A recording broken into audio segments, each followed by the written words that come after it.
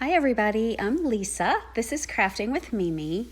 I bought this fork and spoon from two different places. One came from Dollar General, one came from Dollar Tree.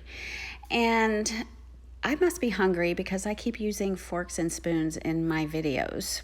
But anyway, these two things are not the same size and they're definitely not the same color as you can see here. So with that being said, I'm going to paint both of them with white chalk paint by Waverly. I don't worry about full coverage here. I just lightly go over it on the front, on the backs, and the sides. Once these were dry, I did notice that the spoon was a little bit too white. So I just took my sanding block and tried to distress it a little bit. Y'all, this is a great way to distress any project, but you could also use paint or wax. Once that was kind of where I wanted it, I had to glue, I sealed it with some Mod Podge just to make sure the paint stayed on there. After that, I glued them together. Now the shorter one, if you're in this pickle too, and you have two separate sizes, put the shorter one in the back. That way you can camouflage that they're uneven. So it works out perfectly.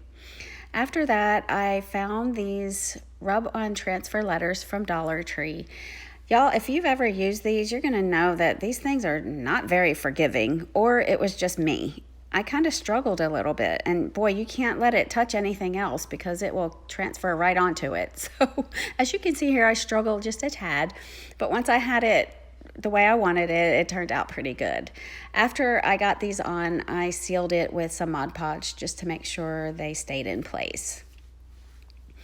Then it was time to put the hanger on. Now, as you know, they're not even, so the holes aren't lined up. So there's no big deal. You guys know my trick with the knot. So you just make a knot out of jute and glue it right to the hole in the front. That way it looks like it's been thread through from the back, but nobody has to know that it's your secret.